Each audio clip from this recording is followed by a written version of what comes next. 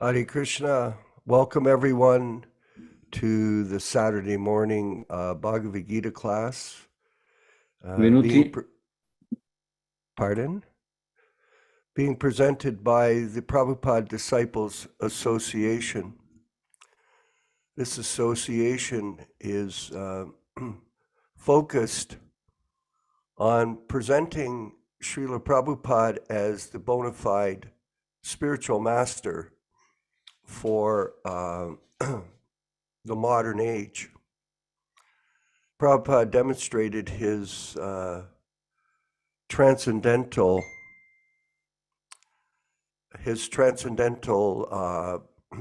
position by his entire devotion to the Sankirtan mission of Lord Chaitanya Mahaprabhu.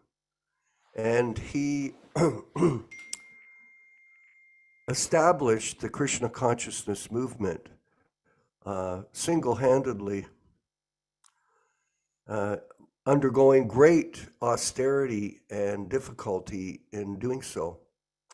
And we encourage you to study all of the people that are attending our classes to study about his life and all of the things that he did to accomplish this great achievement.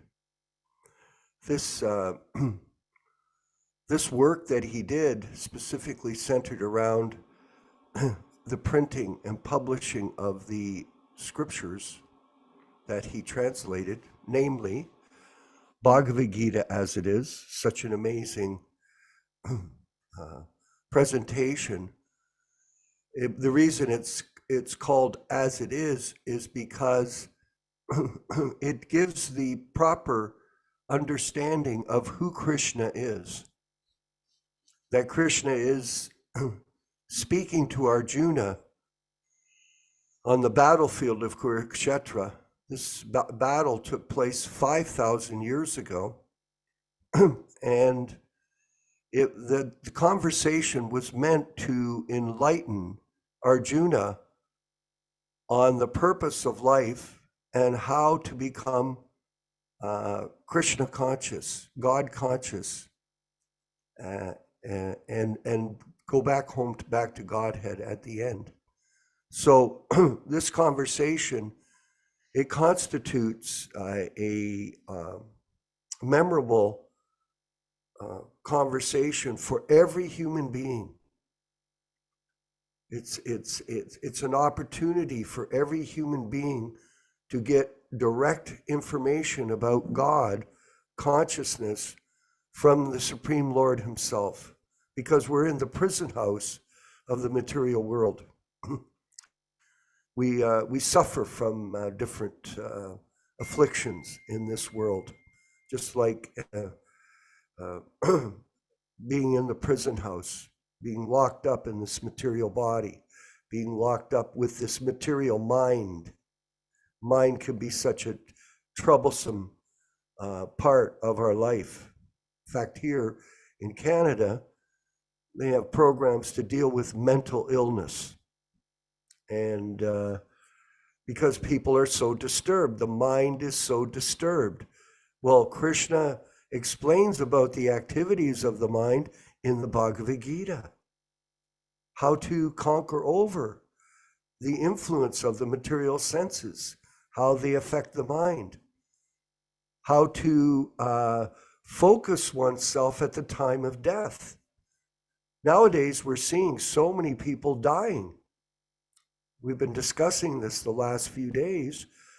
I was just talking to Yaśodā-nandana Prabhu. It appears to be a proliferation of death, but it isn't. This has been going on from time immemorial. Krishna explains that in the Gita. For one who is born, death is certain. So, and we further understand this is Mrityaloka, the planet of death. So people are dying all the time. Here in America and Canada, we got the information that Elvis Presley's daughter died. And in Canada here, some famous celebrity musician as well died this week. And then in Britain, the famous guitarist Jeff Beck died. So these are not unique things. This is a thing that goes on every day of every year of human existence. It's going on constantly. And people think, I won't die. That's the most amazing thing. Your mother has died, your father has died, your sister has died, your friends are died, your various idols have died, but you think, oh, too bad for them, I won't die. This is the greatest illusion, that everyone must die. So the Bhagavad-gītā is the essence of the Vedic teachings. It's a 3-hour conversation between Krishna and Arjuna, his good friend, on the essence of the purpose of life and how to get out of this material world. This is our purpose of the Prabhupada Disciples Association.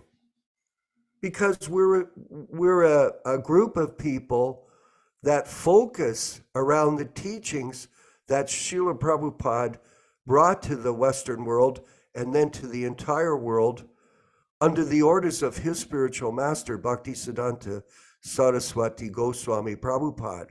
This knowledge is a precious jewel. It's a precious thing that's been handed down delicately through disciplic succession. And Prabhupada presented the Bhagavad-gītā as that precious jewel, as it is, without adulteration and without change. From the message that Krishna gave Arjuna 5,000 years ago. How is this possible? This is possible by a pure devotee.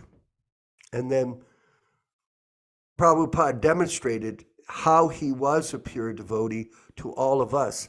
And being inspired by him through reading his books, we're also taking up the path of devotional service. We're also taking up the path of bhakti yoga under his direction. So that is our focal point. Our focal point is A.C. Bhaktivedanta Swami Prabhupāda in his unadulterated books. His books they're the law books for mankind, and they have to be very carefully treated, very carefully dealt with. And our goal at the Prabhupada Disciples Association is to represent his legacy without adulteration. It's very important to understand this, everyone. I know that I was quite enlightened by my godbrother Balaram on the last class from us on Wednesday. We had a Chaitanya Charitamrita class, and he told me, or he told all of us, he said, one of our godbrothers has a warehouse of Prabhupada's original books in Australia, a warehouse. I said, because someone in our group was looking for a set of Chaitanya Charitamritas, which we found out are out of print here in some of the distribution outlets in North America. So he said, the reason he has this warehouse of books is because they don't allow them to be distributed in Prabhupada's temples these days. They call them Ritvik books. Interesting. Ritvik books. That has nothing to do with Prabhupada's pure translation of these books, but they identify it with a pejorative term towards some of Prabhupada's disciples that are focused wholly and solely on reading his unadulterated books and recognizing him as the pure devotee spiritual master. So we'll be giving more information on this moving forward. I wanted to, with us today, we're going to just go over what is the overview of the topics in today's class. Vinkat Prabhu, could you please review an overall summary of what we'll be discussing today in the class? Sure. Thank you, Vishwakarma Prabhu. So we're actually going through Bhagavad-gītā chapter 7, and chapter 7 is called The Knowledge of the Absolute. So it's all about the energies and the characteristics of Lord Krishna. So right now today we'll be doing chapter 7, verse number 10. So okay, excellent. Okay, if you could play the Jaya Radha Madhava prayers for us. This was the tradition when Prabhupada was alive in his Vapu incarnation. And then we'll have the discussion or the class by Yaśodā-nandana Prabhu. And if there are any questions or comments, we'll receive them in the discussion then. Thank you very much, everyone. All glories to Srila Prabhupada.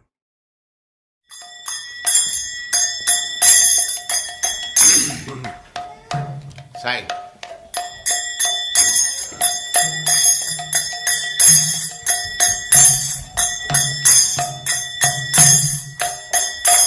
Jaya Radha Madhava Punya Bihari.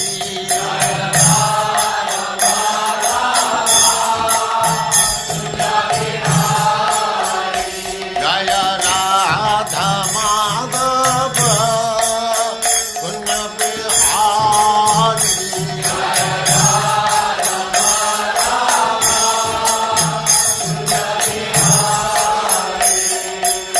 Gopi Jana Vallabha Girivaradhari.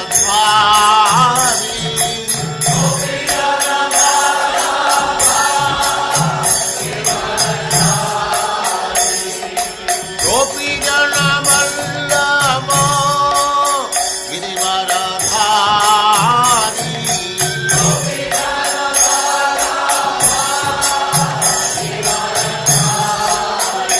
Jaya Radha Madhava Punya Bihari.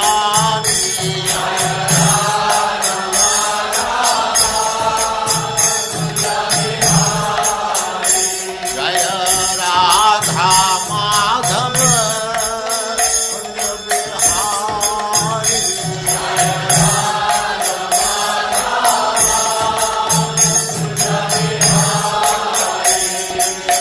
Gopi Jana Vallabha Girivaradhari.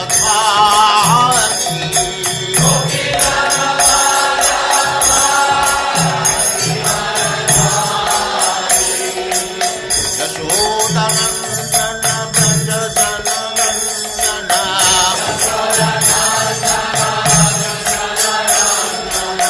Yaśodā-nandana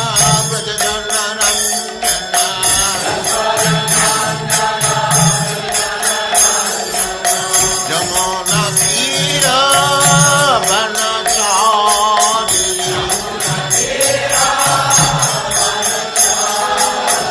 Jamuna Tira Vanachari.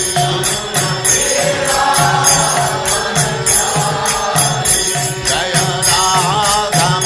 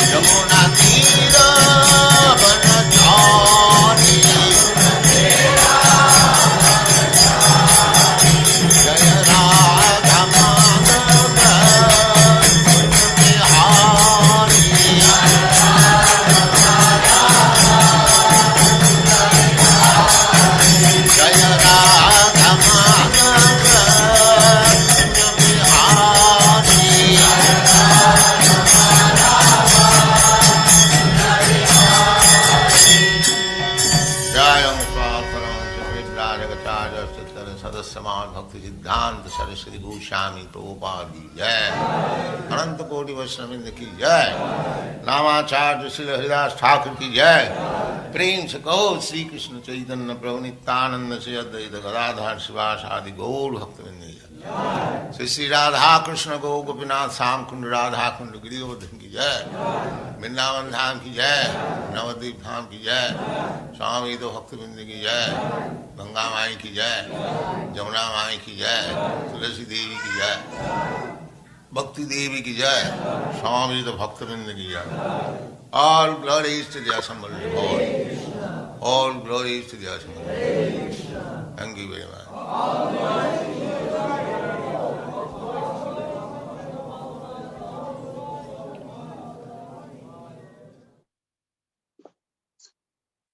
Om Ajnanathimmirandasya Jnananjana Shalakaya Chakshuranmilitam Yena Tasmai Shri Gurave Namaha Sri Chaitanya Manobishtam Stapitam Yena Bhutale Swayam Rupa Kadamahyam Dadati Swapadantikam Vandeham Shri Guru Shri Yuta Padakamalam Shri Gurun Vaishnavamscha Shri Rupam Sagrajatam Sahaguna Raghunatan Anvitam Tam Sajivam Sadvetam Savadhutam Parijana Sahitam Krishna Chaitanya Devam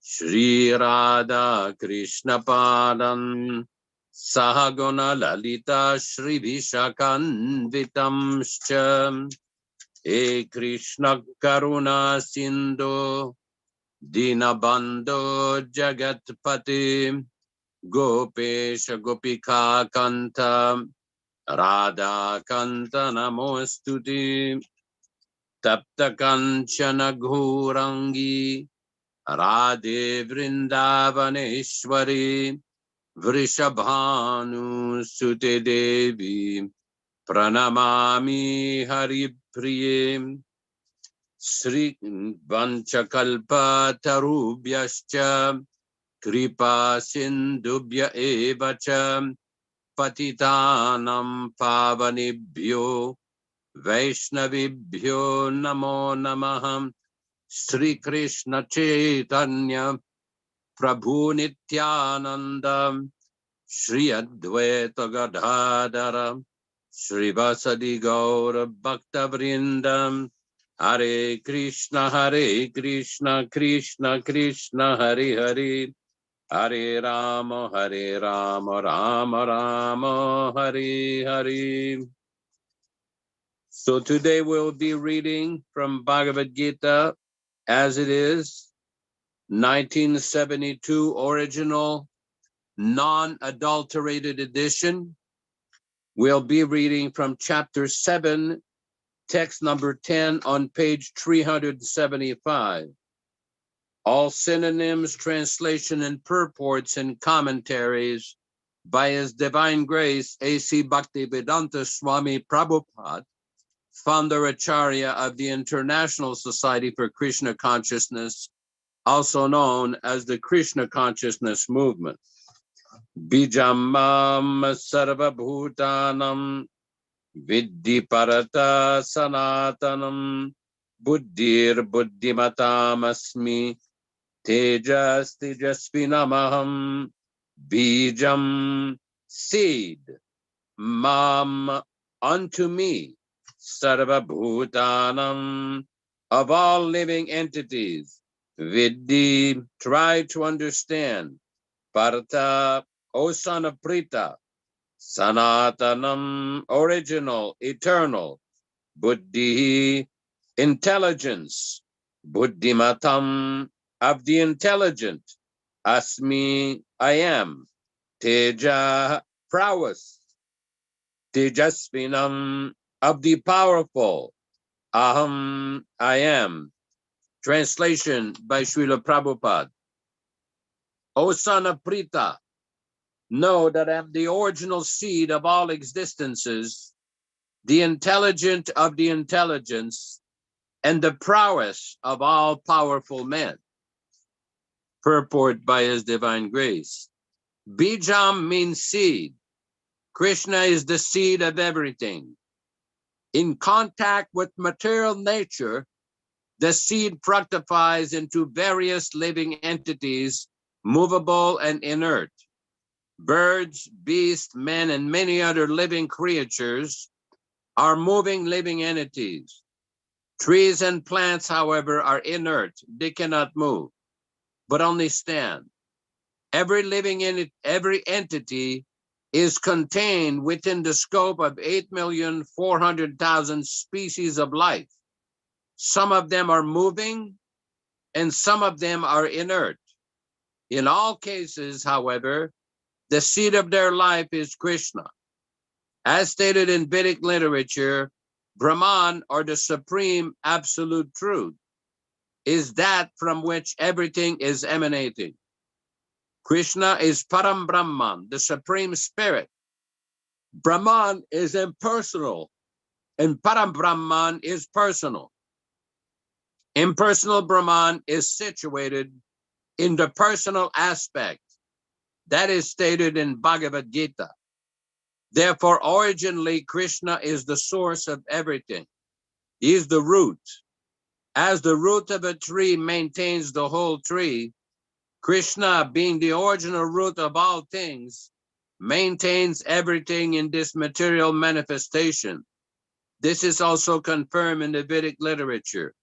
Yato vayimani bhutani jayanti. The supreme absolute truth is that from which everything is born. He is the prime eternal among all eternals. He is the supreme living entity of all living entities, and he alone is maintaining all life. Krishna also says that he is the root of all intelligence. Unless a person is intelligent, he cannot understand the supreme personality of Godhead, Krishna. Om Ajnana Timirandasya Jnananjana Shalakaya Chakshurun Militam Yena Tasmai Shri Gurave Namaha. I offer my respectful obeisances unto my spiritual master, Srila Prabhupada, who has opened my eyes from the darkness of ignorance with the torchlight of transcendental knowledge. Nama Om Vishnu Padaya Krishna Prestaya Bhutale Srimate Bhaktivedanta Swami Niti Namine Namaste Saraswati Deve Gauravani Pracharine Nirvishesha Shunyavadi Pashatyadishatarine Bhakti Siddhanta Shishyaya Bhaktivedanta Namine Prasannaya Prashantaya Tasmai Shri Gurave Namaha. Bhagavad Vandanam Khadyam Guru Vandana Purvakam Kshiram Sharkara Yuktam Kadatihi Visheshatah Sri Krishna Chaitanya Prabhu Nityananda Shri Advaita Gadadhara Srivasadi Gaur Bhakta Vrinda Shri Rup Sanatana Bhatta Raghunata, Sri Jiva Gopala Bhatta Dasa Raghunata, Hare Krishna, Krishna Krishna, Hare Hare, Hare Rama, Rama Rama, Hare Hare. So here we have another very important text. Krishna is describing Bijamam Sarvabhutanam. We see later on in the Bhagavad-gītā how Krishna described Aham Bijam Pradapita, that I'm the seed-giving father of all living entities. We also see in the 10th chapter of Bhagavad-gītā, Krishna explains Aham Sarvasya Prabhavo, that everything is emanating from me.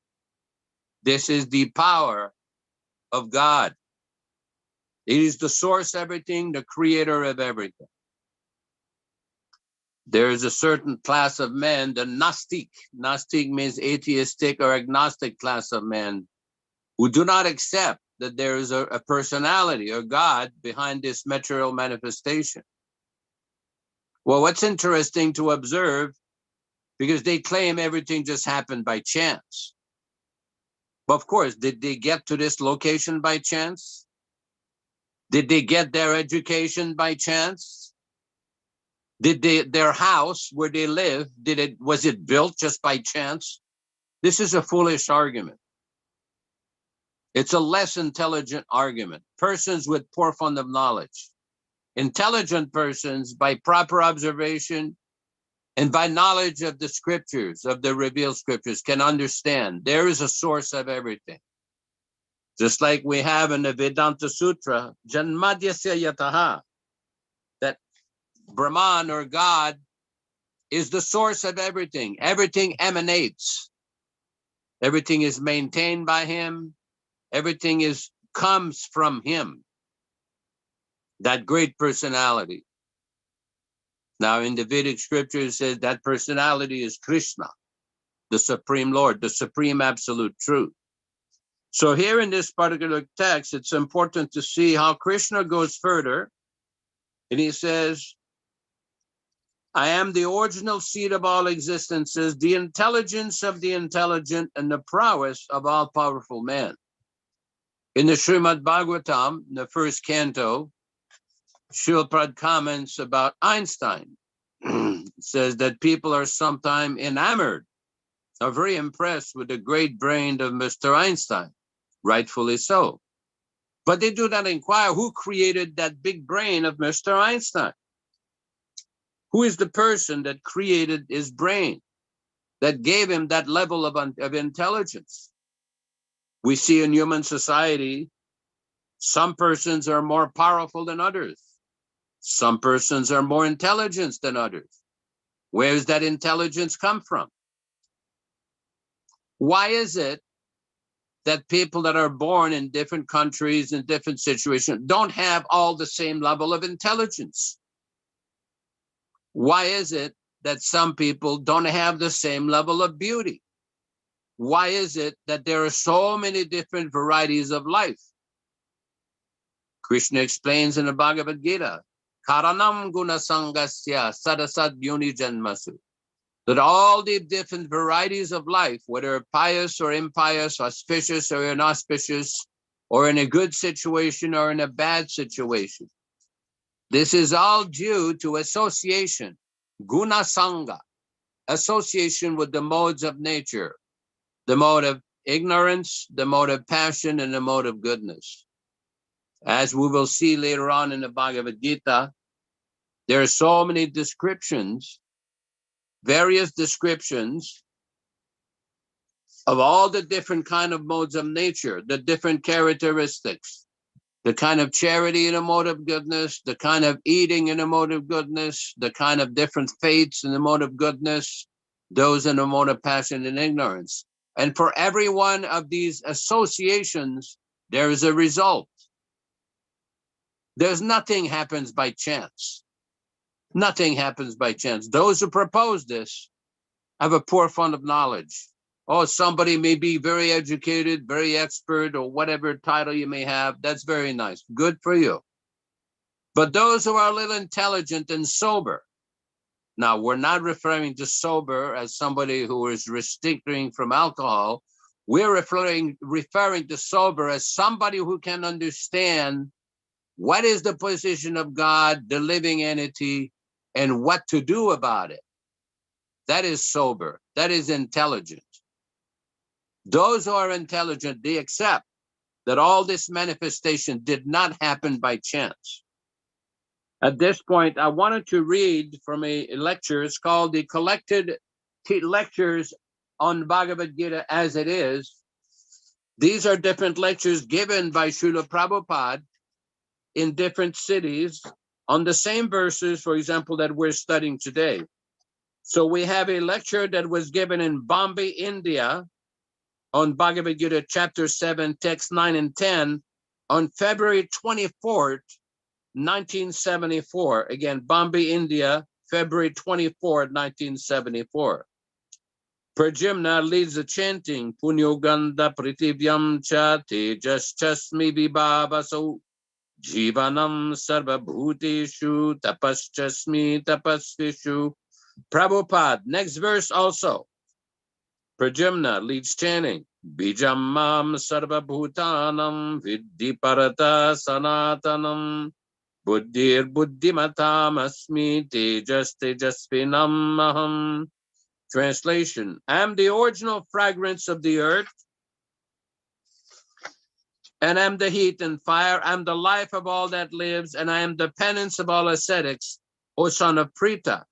Know that I am the original seed of all existences, the intelligence of the intelligent, and the prowess of all powerful men. Prabhupada, Punyoganda Pritivyam cha tejaschasmi vibhavaso jivanam sarva bhuteshu tapaschasmi tapasvishu. Punyogandaha, it may be original, also the fragrant, just like there are some flowers like the rose. The fragrance is very nice. Of course, all fragrance is varieties, but pritivyam cha, the fragrance is coming from the earth. It is not synthetic fragrance. So the same earth, the same watering, the same what is called sara, for growing the trees, you devotees manure, Prabhupada manure, the same manure, same water, same gardener, but according to different flowers, the fragrance is different. How this is done? Can any scientist answer how it is coming differently and why there are differences? If it is nature and the ingredients are the same, why nature is not producing the same quality or the same kind of flower or trees or fruits? Why? Therefore, it is answered in the Bhagavad-gītā that nature is not all in all. Nature cannot work independently. Nature is the material world, material elements. So it is answered there in the Bhagavad-gītā. Maya dyakshena prakritihi suyate sacharacharam. There is superintendence of the Supreme Personality of Godhead Krishna. He likes that this kind of bija or the seed will produce this kind of flower and this kind of flavor. The superintendence is there of the Supreme Personality of Godhead. We fools, we say we cannot explain. We say nature. What is that nature? What is this nature? There must be brain behind the nature. Otherwise, how a rose so nightly it is coming. Even from artistic point of view, if you want to paint one flower, you have to take so much labor, so many colors, reflection, and so many instruments, then hardly you can paint one nice rose flower. Still, it is not as good, and not at all good in comparison to the original flower. So if this third-class flower, you have to apply so much brain, and this first-class flower has no brain behind it. Is that very good logic? What is this logic? There must be brain. And that is stated here, Punyogandaha pritivyam cha tejaschasmi vibhavaso aham. It is under my superintendence. So Krishna is giving us intelligence that if you do not go to the temple or do not hear to the Acharya, you can at least try to understand my presence when you see a flower or smell a flower. Is that very difficult job? Krishna consciousness is so nice. Even drinking water, even by seeing the sunshine, even by seeing the moonshine, or if you are a Vedic scholar, by chanting Om Pranava Sarvavidishu, or even by hearing the sound vibration, or by seeing a flower, or smelling a flower, something brilliant. Just like the sun is brilliant, the moon is brilliant, Tejas Chasmi. So where from this brilliance comes? The brilliance is imitation, reflection of the bodily brilliance of Krishna. That is stated in the Brahma Sutra, Brahma Samhita.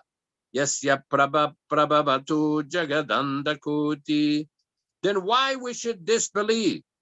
We can see eye to eye that the sun is so brilliant. It is a material product only, but where from the sun has come, so brilliant. Yet chakshuri sasabita sakala grahanam raja samashta murti samashta suramurti rasheshatija. The brilliance and the temperature is unlimited. So where from the brilliance comes, you can calculate yourself that the sun is composition of these chemicals, this material. But why don't you produce? Why don't you produce an imitation sun so that you'll save so much money for electricity? At night, you can get one sun in Bombay City. Laughter. So the rascals will give all description, but they'll never be prepared to prepare it, to manufacture it. Recently, it is practical. In California, one learned chemical scholar, he's got Nobel Prize, he was describing that from matter, life has come. But there was one student, is my disciple, Swarup Damodar, he questioned, "Sir, if I give you all these chemicals, can you produce life?" Then he said, "That I cannot say. But if you know that these chemicals compose a life, so when I give you the chemicals, why don't you produce?" So simply theorizing, pantas tukuti shata batsara sampragamyaha. So in this way, Srila Prabhupada explains so many different aspects related to this particular verse. We see also in other part of Prabhupada's books where he describes, he quotes from the Taittiriya Upanishad, how the wind, the sun, the light, the moon, everything functions under the direction of Krishna. This is from the Taittiriya Upanishad. So we see from Bhagavad-gītā, so many different angles are being given. So many different explanations are being given by Krishna himself and by Krishna's pure devotee, Srila Prabhupada. We see here at the end of this text, Prabhupada explains, this is also confirmed in the Vedic literature. Yato vayimani bhutani jayante. This again is from the Taittiriya Upanishad, the Bhrigu. The supreme absolute truth is that from which everything is born. He is the prime eternal amongst all eternals. So when people ask, who is God? What does he do? What is he like? We have the description right here. Very clear description. This is not just sentiment or emotion, but very clear description. There's another lecture where Srila Prabhupada described that this particular verse that we just saw here, this Sanskrit line, this is the definition of God. The person from whom everything emanates, who maintains everything, and at the end of the universe, who dissolves everything. So this is very important. Hare Krishna. Questions, remarks, chastisements, admonishments?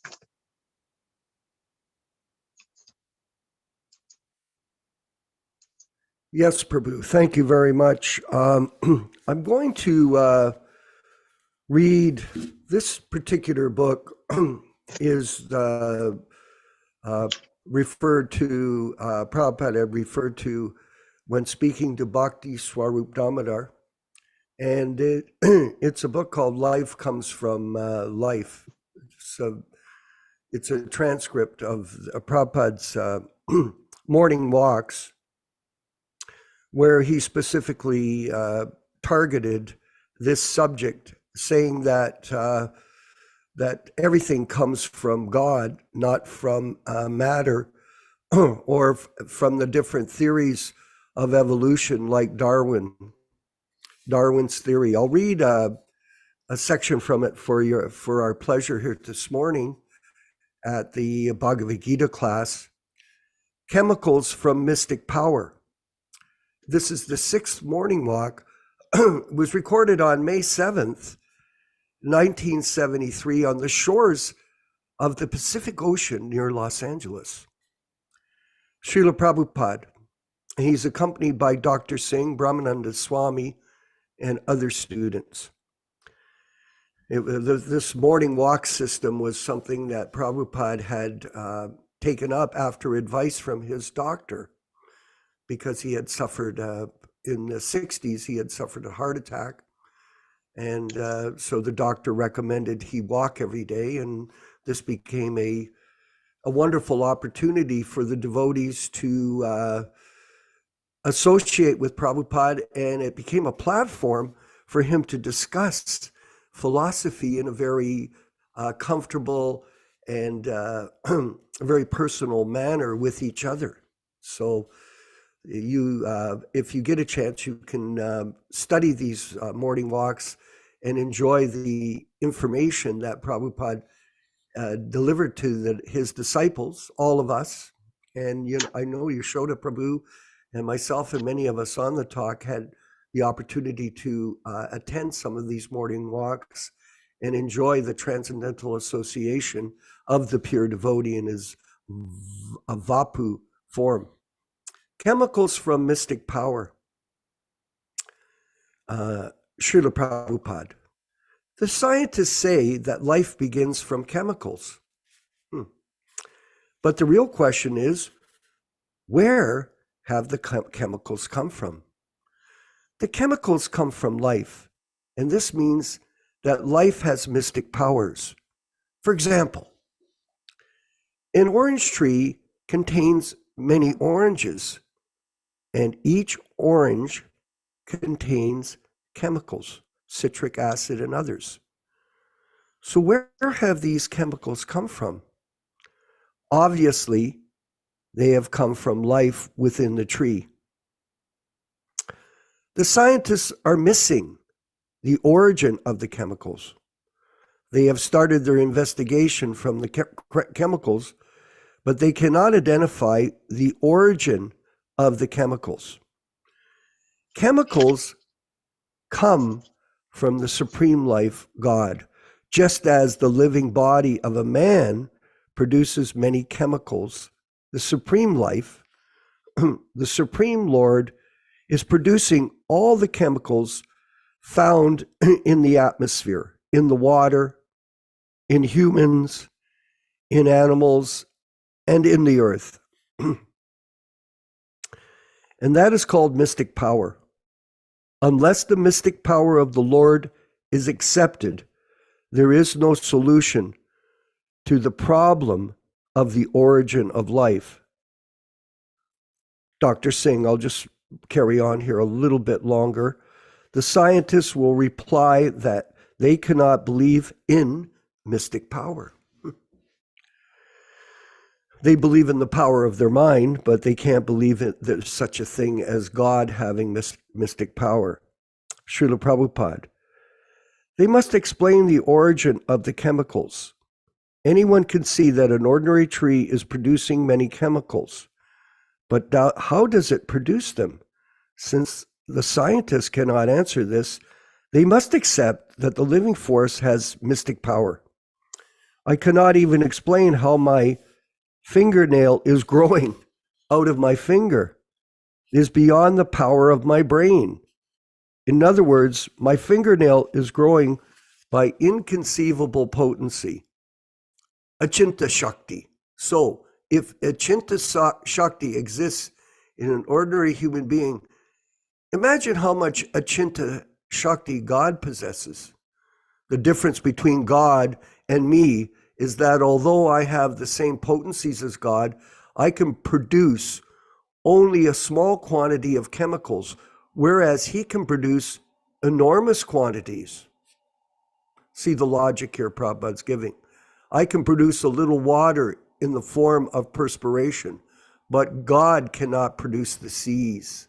But God can produce the seas, Analysis of one drop of seawater gives you the qualitative analysis of the sea without any mistake.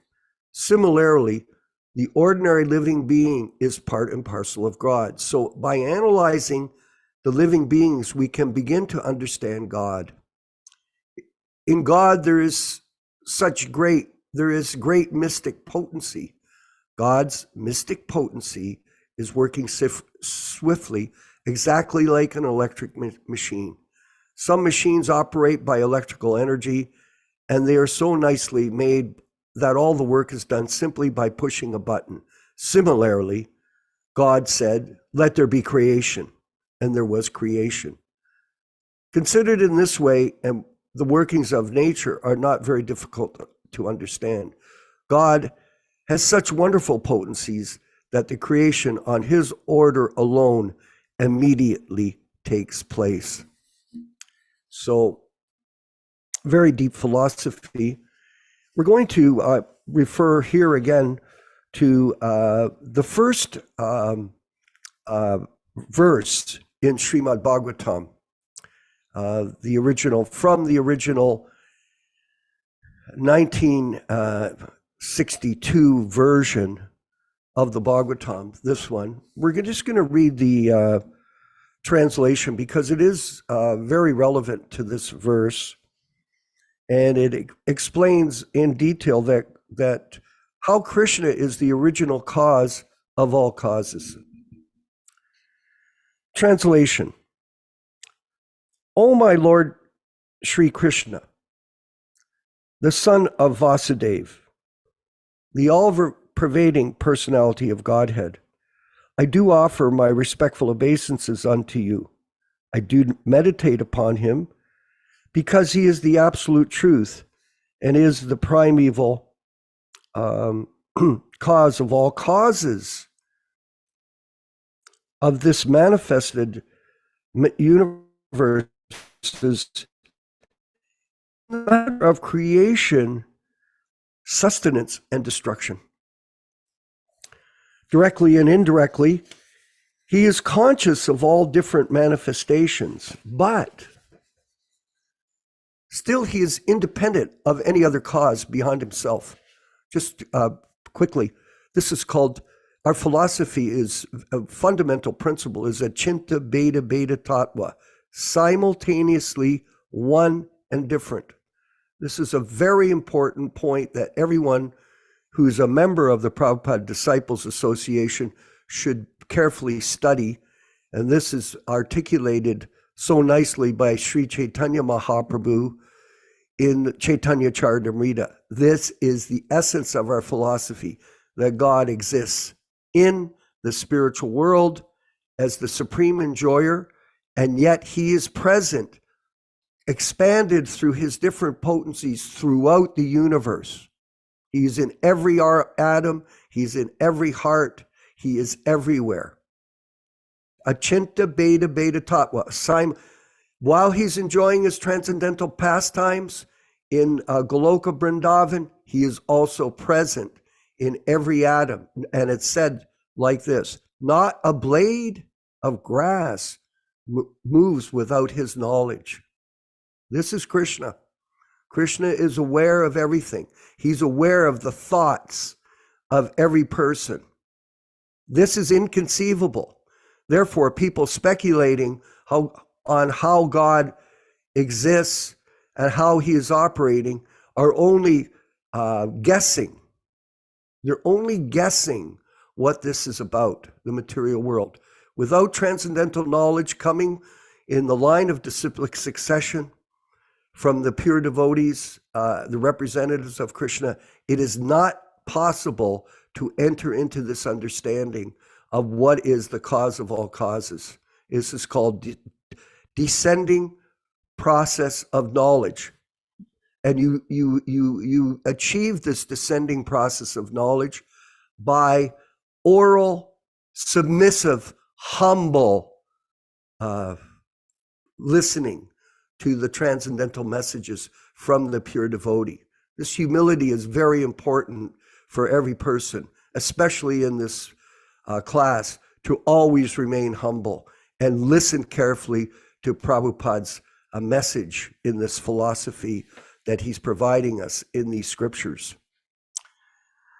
It is he only who imparted first the Vedic knowledge unto the heart of the original living being, Brahmaji, and unto whom even the great sages and demigods became illusioned, as much as there is illusory representation of water in the fire or land on the water and so on. It is on account of him only that the temporary manifestation of the material universes made by the reaction of the three modes of nature appears to be factual, although it is unreal. I do therefore meditate upon him who is eternally existent in the transcendental abode, which is forever free from the illusory representation of the material world, and he is therefore the absolute truth. Vinkat, if you could go down to page 51, we're just going to touch on this one paragraph. Generally, a philosophical mind is inquisitive to know what is the origin of all creations. So it's our responsibility individually to want to cultivate this understanding. He sees at night on the sky, and naturally he thinks, what are the stars? How are they situated? Who lives there? And so on. All these inquiries are quite natural for a human being because he has developed consciousness. He has the developed consciousness than the animals. And to answer at once to such sincere inquirer, the author of Srimad Bhagavatam says that the Lord is the origin of all creations. He is not only the creator, but he is the maintainer of the cosmic situation, and he is the destroyer of them. The manifested cosmic nature is created at a certain point on the will of the Lord. It is maintained for some time, and then it is annihilated by his will. And as such, he is the supreme will behind all these activities. So, further insight into this principle of Achinta Bheda Bheda Tattva. This is very important. Simultaneously, one and different, that Krishna resides in the spiritual world, and simultaneously, he is all pervading throughout the universe. Yaśodā-nandana Prabhu, if you could make a comment further. Well, again, this is the point where we're discussing that everything emanates from Krishna. From a scientific point of view, we've already discussed, and Srila Prabhupada himself has made the point numerous times, that nothing happens by chance. There is a cause to everything. It is not simply that it just happens by chance. Even from practical observation, we see in the world that there's a cause behind everything. Prabhupada used to often give the example that people will lament, oh, my father has died, my son has died, my wife has died, but the body is there. So those people who say that everything is just a combination of chemicals, well, take some chemicals and revive them. What is gone? What happened? The consciousness is gone. The spirit soul within the body is gone to another destination. That is what happened. Yes, Joe Felicia, you have a question. Please speak. Hare Krishna.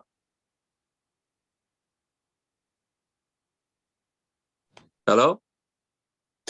Hello, Yaśodā? Yes, I hear you. Oh, perfect. I didn't know if anybody could hear me. I did not have a question.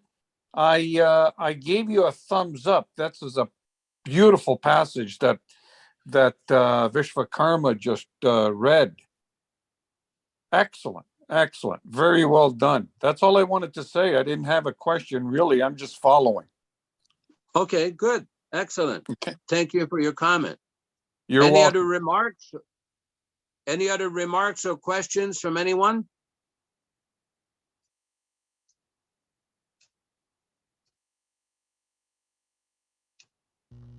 Hare Krishna. This is We Hare had Bhaktivedanta Dāsa. Yes, May go I ahead, ask, Jiva Goswami Prabhu. Hare Krishna. Hare Krishna Prabhu, you mentioned the verse in the 10th chapter, 10:8. I am the source of all spiritual material worlds. Everything emanates from me. The wise who know this perfectly engage in my devotional service and worship me with all their hearts. So I wanted to get your understanding of that verse in terms of how it goes further than I am just the source. Also, it says that if you're wise, you're going to engage in my devotional service and worship me with all their hearts. Well, in one of lecture, Prabhupada described how this particular text, chapter text number 8, and the other following 3 verses are the 4 most essential verses of the Bhagavad-gītā.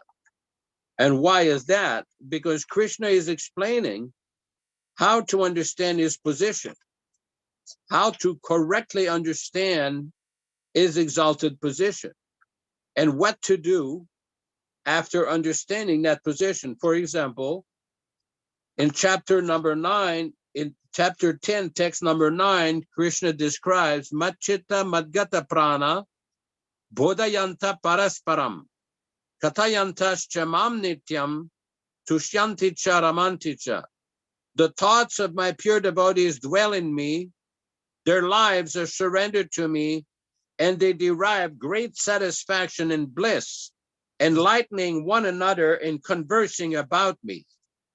So, and then the next text, Tesham Satata Yuktanam, Bhajatam Priti Purvakam, Dadami Buddhi Yogam Tam, Yinamam Upayantite. To those who are constantly devoted and worship me with love, I give the understanding by which they can come to me. And finally, Krishna says, Tesham Evanukam Partam, Aham Ajnanajam Tamaha, Nashayami Atma Bhavastu, Jnana Dipena Bhasvata.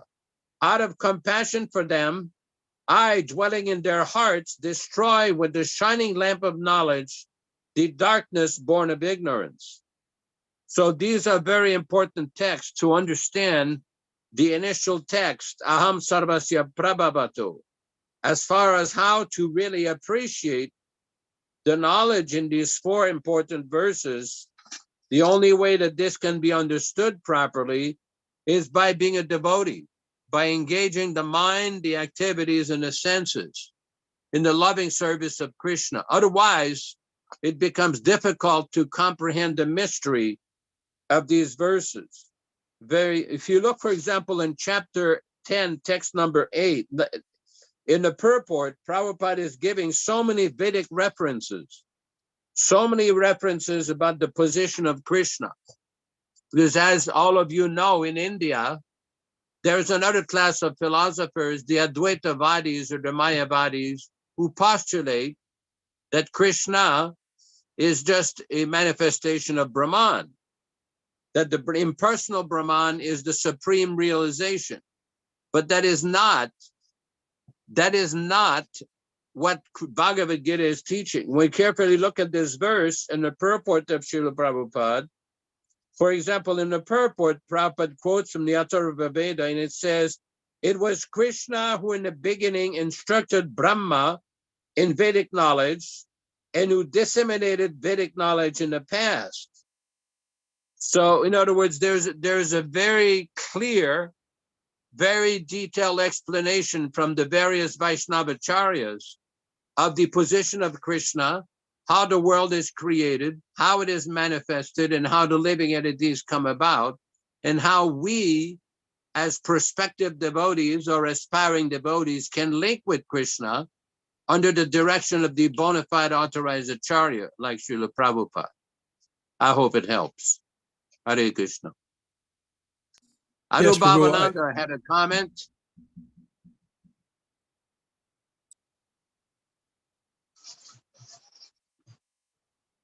Who was Is that? he here? Who are you referring to? Anubhavananda just flashed a question on the screen. It was very fast. I didn't really see what it was. Yes, I'll read it out.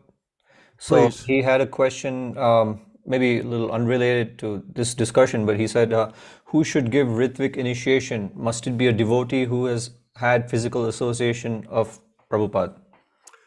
I can respond to that, the Ritvik initiation is based on really the desire of the individual. It is to get initiation.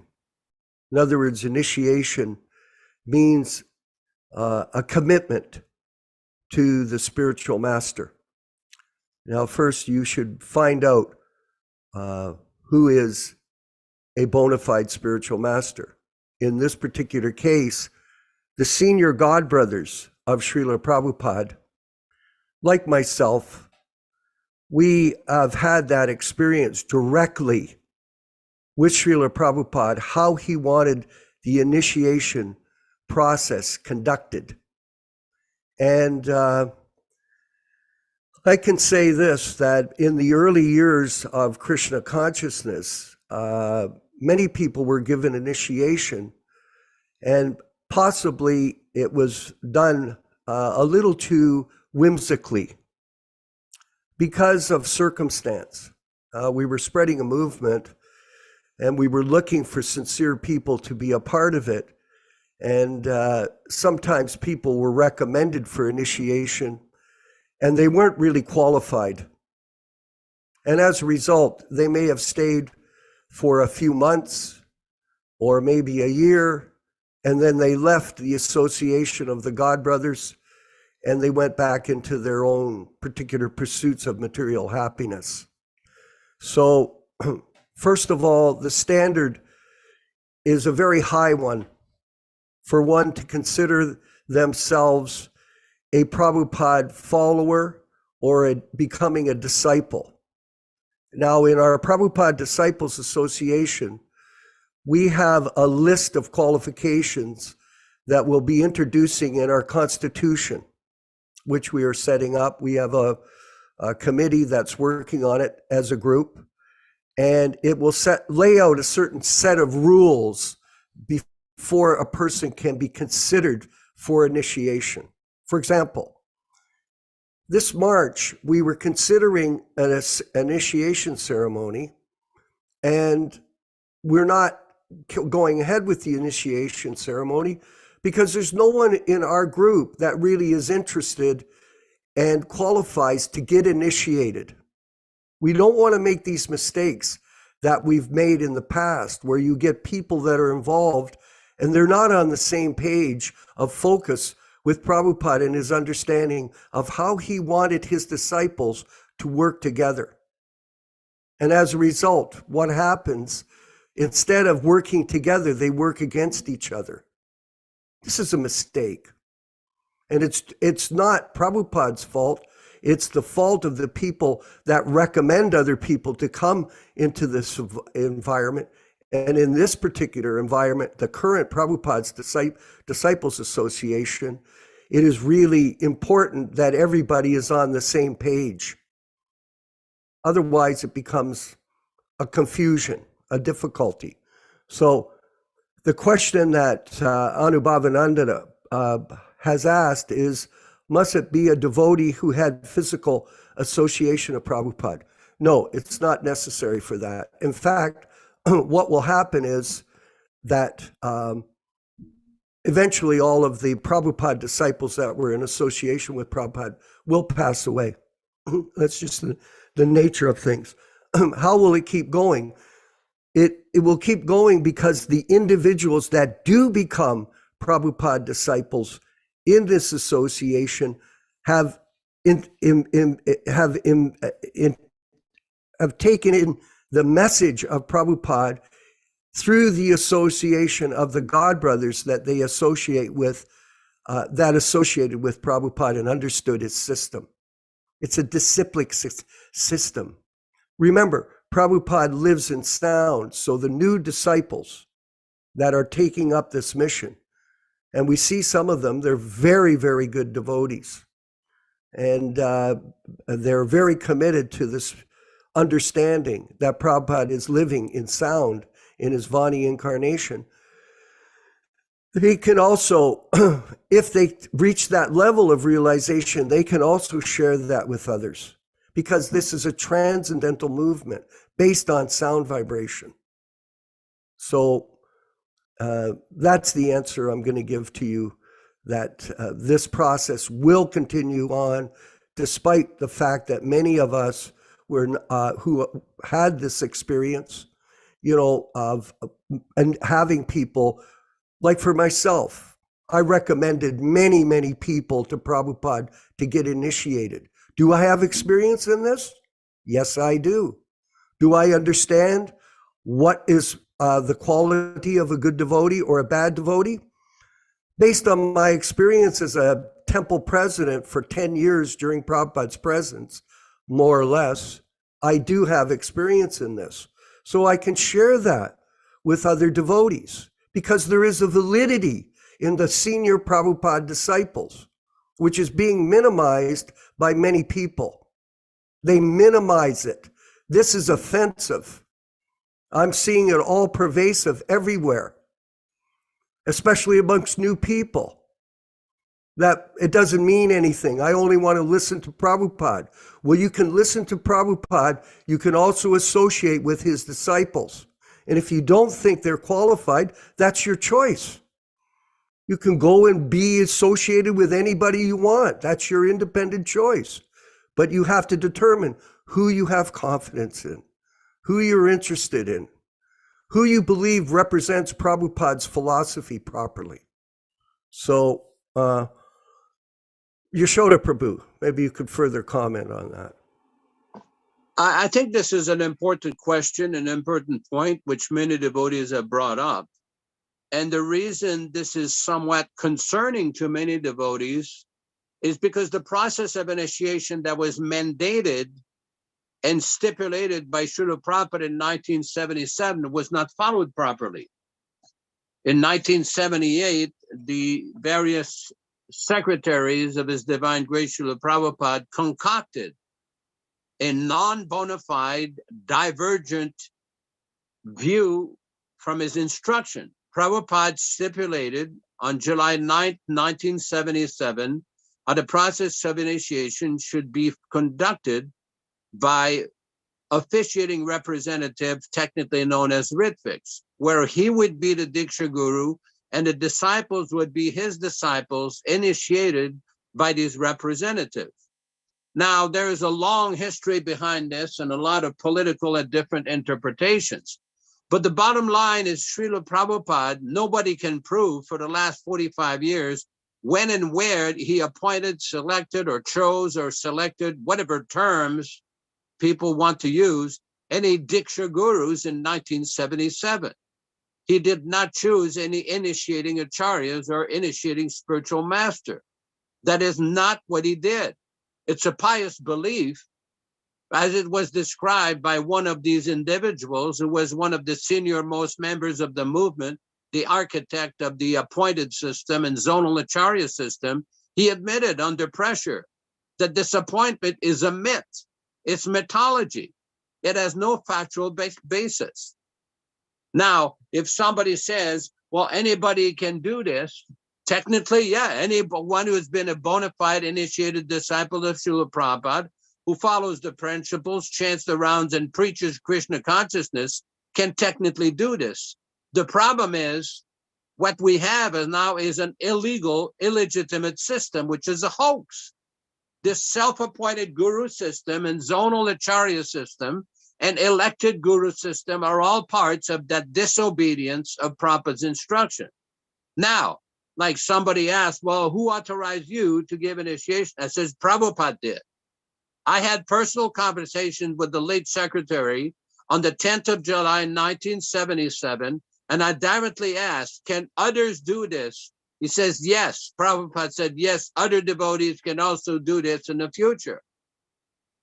Then I also asked him, he showed me the letter, the actual letter that had been printed out the day before. And I asked him, well, what is going to happen after Prabhupada departs?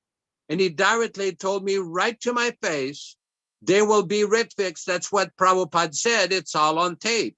Of course, he subsequently denied that he ever said that.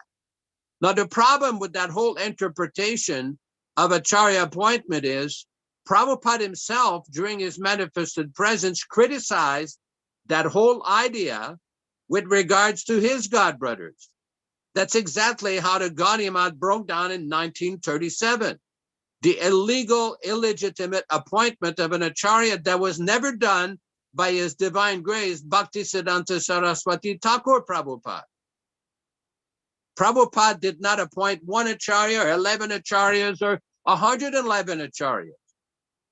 And for anybody to say, well, Prabhupada says in a letter in 1975, or there's a lecture here where he says everybody can become guru, or it says in the Chaitanya, well, Prabhupada makes a lot of statements, but when we look at the last statements in the last few months of his manifested presence in 1977, all he did is simply nominate some officiating representative. If somebody doesn't agree with that, okay, show us and prove to the whole world when Prabhupada gave you the order as a Diksha Guru. When? Where? How? Nobody's been able to prove that in the last 45 years.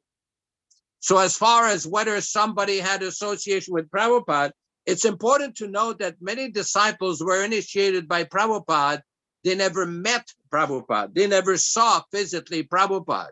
And a large number of disciples that were initiated only saw him at the time of the initiation. So there's no restriction. If anybody follows the principles, chant the rounds, does the preaching, and follows the actual footsteps of Srila Prabhupada, yes, somebody can do that. In my particular case, I got that instruction from the late secretary. I also asked one of the original 11s in 1993 whether I could do this. He said, yes, you can do that. You have no problem. You can go ahead and do that. So, of course, there's always going to be some people that are going to protest. That's fine. I don't mind if people want to protest. But there has to be a logic or a reasonable, convincing reason. Because if somebody cannot prove or establish beyond any reasonable doubt that Prabhupada appointed them as gurus, then what is their position? I know what they say. Oh, Prabhupada appointed the GBC. You see, the goalposts have been changing. The whole discussion on this has been changing. First, they said, we've been appointed. When people started to raise questions about this appointment, then they say anybody can become. But then they say, Prabhupada, the third answer they gave, well, Prabhupada appointed the GBC and the GBC appointed them. Then people started to ask, well, where's the reference from Srila Prabhupada that Prabhupada said that the GBC could appoint acharyas or vote in acharyas? No answer. So this issue, there's a lot of political nonsense that has surrounded this issue for the last 45 years. The best thing to do is to take shelter of Srila Prabhupada, chant Hare Krishna, read his original books, follow his instruction, and avoid all the nonsensical explanation of various self-appointed acharyas and voted in acharyas. That will not be helpful for anyone. Hare Krishna. I hope it helps. Thank you. Excellent. Thank you Yes. very much. I think the answer was very You're welcome. detailed. Good. Thank you. Jiva Goswami, please. Go ahead, Prabhu. Yes, Hare Krishna. Earlier in the discussion, Vishwakarma Prabhu mentioned that Krishna is aware of the thoughts of every living entity. So I wanted to get more clarification and understanding of that particular sentiment, because it's kind of a, it brings me up short, because then I realize, oh my goodness, every day, every thought, Krishna is aware. I better be a little more careful. Well, it's a simple statement. I mean, not a blade of grass moves without his knowledge. You're familiar with that, correct? Yes, I am familiar with that. Okay, of course. So it's to demonstrate the omnipotency of Krishna. Krishna his power is, the term also, Prabhu, is inconceivable. And so this inconceivable potency is difficult for us with our tiny brains to understand. Prabhupada uses the example of the frog in the well, trying to estimate the length and breadth of the ocean by his experience in the well. He doesn't have that experience. So this understanding of God's potency is certainly beyond all of us. You know, I find it very mind-boggling when I'm reading, even reading these days, the Chaitanya Charitamrita. I'm reading forward. It is inconceivable to understand for me how I ended up in this role of being able to study it. How did you get to this position, Jiva Goswami, where you're now studying Chaitanya Charitamrita? How did you get here? Do you know? I would just say the causeless mercy of the pure devotee. Exactly. It's an inconceivable opportunity for us to understand the information that's being delivered by Prabhupada to us, because it's a descending process of knowledge, descending, and it comes about by our qualification as people. In other words, you have to show yourself that you're eager, not you specifically, but I mean the living entity has to show they're eager to become Krishna conscious. They have a personal desire from within them to demonstrate that eagerness to the spiritual master and to Krishna, who's conscious of us. You have to be sincere. It's like this question that was asked by Anubhavananda. It was a good question. And the answer is, it's really up to the individual to become the Prabhupada disciple. That's what it means. It doesn't mean that somebody is qualifying, say, for instance, you. It's not our business to qualify you. You qualify yourself. You follow that? How do you? Because by your attitude, by your surrender, by your devotional service, you demonstrate to everybody, based on scripture, your desire to be a Prabhupada disciple. It's you that makes the difference, not the system of Ritvik. That's a system to enable people to become a Prabhupada disciple, but it's the individual surrender of the person that makes the difference. And their example sets the example for everyone. Let me give you a good example. Jayananda. I know I had a chance to associate with him, and we also were working with him when we were expanding the traveling Rath Yatra party system for Rath Yatra across North America out of Toronto. So, I had a chance to discuss it with him briefly. It was more with a godbrother of mine, Devi Deva, from Philadelphia, nowadays originally from Toronto. Jayananda was a famous devotee and Prabhupada said when he passed away, that Prabhupada said he went back to Godhead. Now, he's respected because of his personal position as this humble servant of the devotees and of the spiritual master. Because he accepted that humble role and he undertook any kind of service to please Prabhupada and to please the devotees of Lord Chaitanya that were in the Sankirtan mission, he became recognized as a pure devotee by Srila Prabhupada and recognized by all of the devotees nowadays that study about his life story. So Krishna consciousness is based, the connection with Prabhupada is based on the individual surrender of the person to Prabhupada's mission. That is Krishna consciousness. This initiation is not really, Prabhupada said it's a formality. You begin, initiate. That's what Prabhupada exactly said, Jiva Goswami. Initiate means you start. That's the meaning of the term.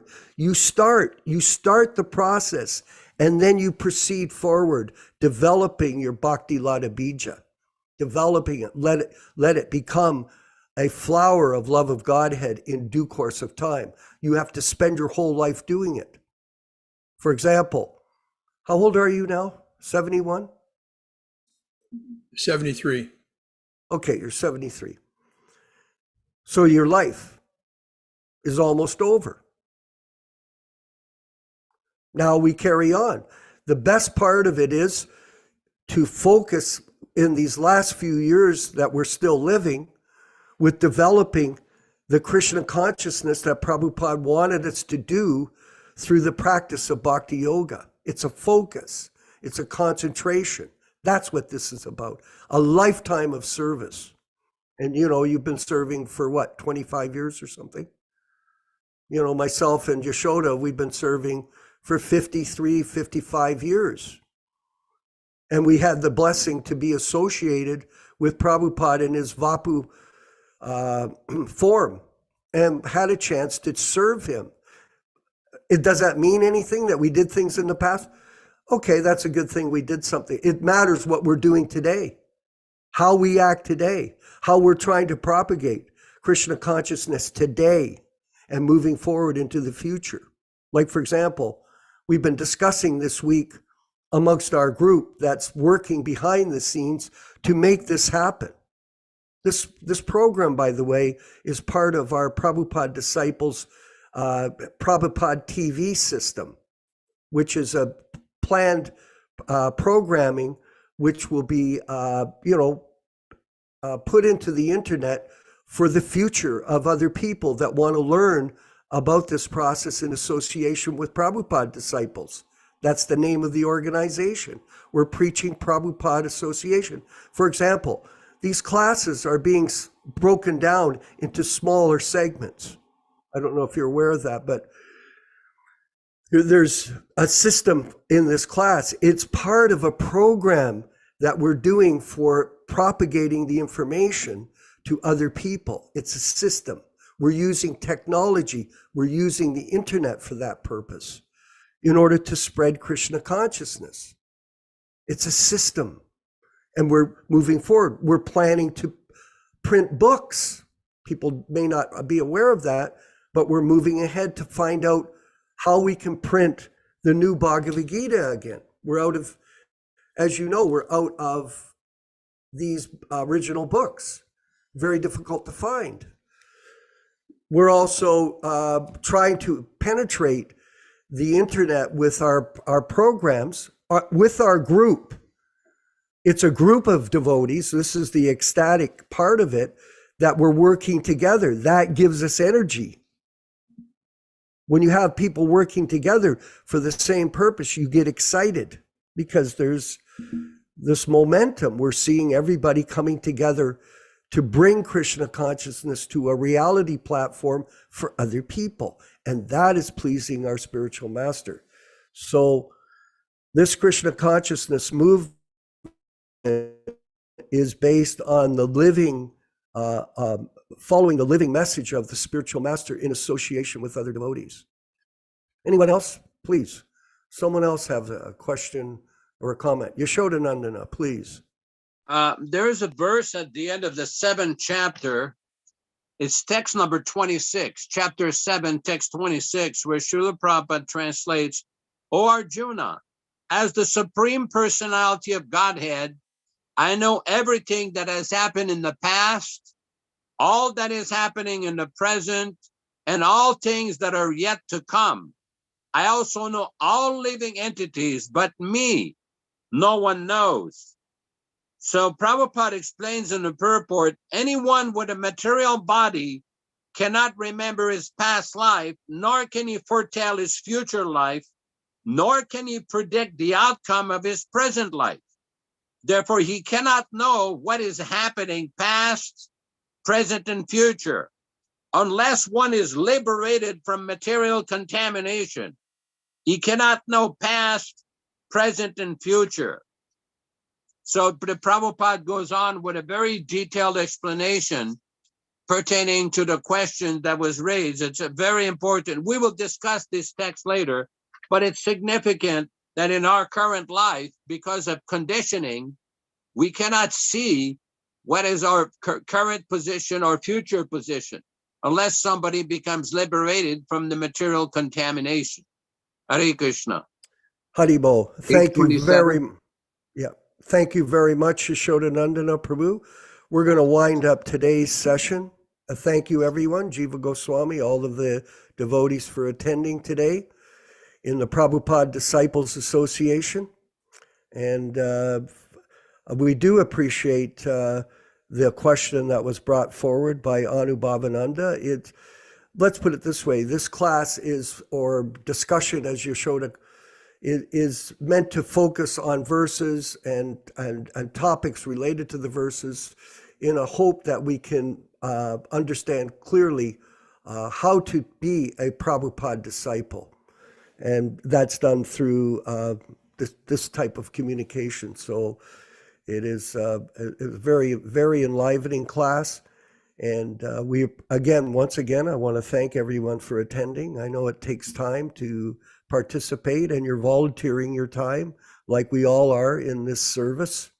And it should be appreciated on all levels. Don't forget, tomorrow we have a wonderful Srimad Bhagavatam class. Last week I found it extremely enlivening because it was representing the principles of the Bhagavatam, which is to hear it in association with other devotees, like similar to the Naimisharanya discussion between Sutta Goswami and the sages. So this is a continuation of that in a bona fide manner, and it can be very inspiring. So please invite your friends and seekers of truth to join us if they want. Otherwise, they can go to our channel, Prabhupada TV.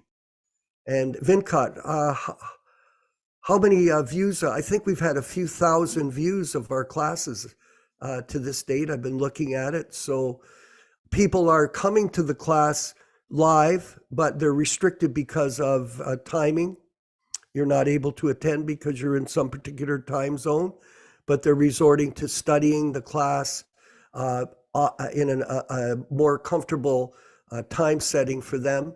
And so we appreciate their participation, and we look forward to expanding the Krishna Consciousness movement using these techniques in our efforts to please our spiritual master, His Divine Grace A.C. Bhaktivedanta Swami Prabhupāda. Vinkat, could you please bring forward the wonderful kirtan for us to end the class and the beautiful pictures of Prabhupada. Shri Krishna Chaitanya Prabhu Nityananda Shri Advaita Gadadhar Sivasadi Gaur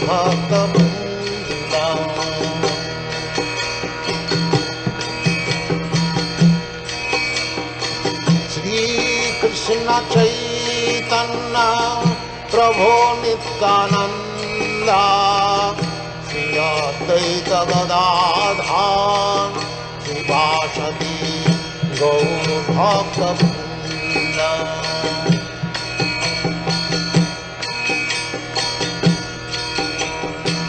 Shri Krishna Chaitanya Prabhu Nityananda Shri Advaita Gadadhar Sivasadi Gaur Bhakta-vrinda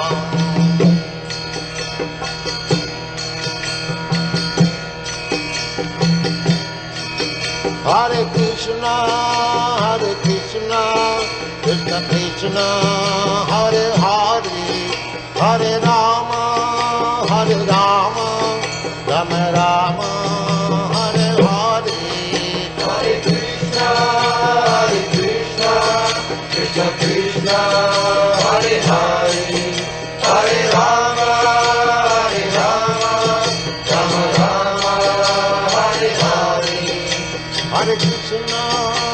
Hare Krishna, Krishna Krishna, Hare Hare, Hare Rama, Hare Rama, Rama Rama, Hare Hare. Hare Krishna, Krishna Krishna, Hare Hare, Hare Rama, Rama Rama, Hare Hare. Hare Krishna, Krishna Krishna, Hare Hare, Hare Rama, Rama Rama, Hare Hare. Hare Krishna, Krishna Krishna, Hare Hare, Hare Rama, Rama Rama, Hare Hare. Vanchakalpa tarubhyascha Yascha kripa sindubhya evacha Evacha patitanam Patitanam Vaishnavebhyo namo namaha.